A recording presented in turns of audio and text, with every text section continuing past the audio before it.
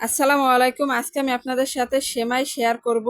আমি সব সময় যেভাবে সেমাই রান্না করি সেটা রেসিপি আকারে আপনাদের সাথে শেয়ার করছি।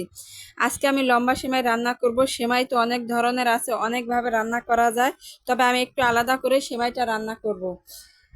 লম্বা সেমাই রান্না করার জন্য এখানে আমি লম্বা সেমাইয়ের 1 প্যাকেট নিয়েছি। এখন আমি সেমাইটা একটু এরকম ভেঙে নিয়ে একটা বাটিতে সেমাইটা আমি অর্ধেক পরিমাণ নিয়ে নিলাম। নিয়ে আমি এখন হাত দিয়ে সেমাইটা ভালো করে ঝুরঝুরা করে নিচ্ছি। এরপর আমি একটা সাইডে রেখে দিলাম। এখন আমি চুলায় 1 কেজি লিকুইড দুধ জাল করতে দিয়েছিলাম। আগেই লিকুইড দুধটা আমি জাল করে এরকম হাফ কেজি করে নিয়েছি। এখন আমি এই লিকুইড দুধের ভিতর দিয়ে দিচ্ছি কিছু গরম মশলা, একটা দারচিনি, 2টা এলাচ আর 2টা তেজপাতা। এরপর এতে দিয়ে দিচ্ছি 2 চামচ চিনি। এখানে কিন্তু মিষ্টিটা আমি আমার অনুযায়ী দিয়েছি, আপনারা চাইলে কিন্তু আপনাদের অনুযায়ী বাড়িয়ে বা কমিয়ে দিতে পারেন।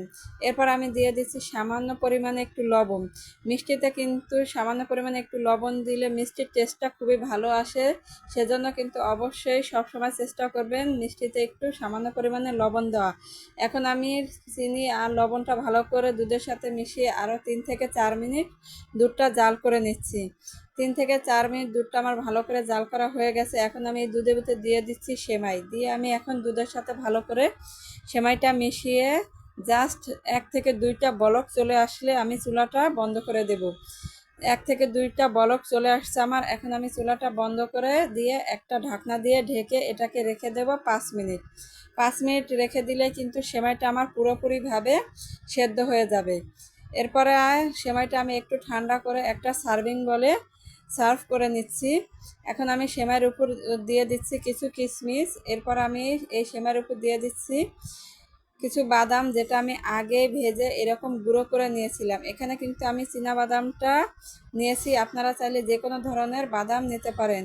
আমি জাস্ট একটু সৌন্দর্যের জন্য উপর থেকে এরকম করে একটু পরিবেশন করে নিচ্ছি। হয়ে গেছে আমার আজকে খুবই অল্প সময়ের মধ্যে মজাদার সেমাই। আশা করছি রেসিপিটা আপনাদের ভালো লেগেছে। যদি ভালো লেগে থাকে তাহলে ফ্রেন্ড অ্যান্ড ফ্যামিলির সাথে অবশ্যই শেয়ার করবেন, আর কেমন হয়েছে আমাকে কমেন্ট করে জানিয়ে দেবেন।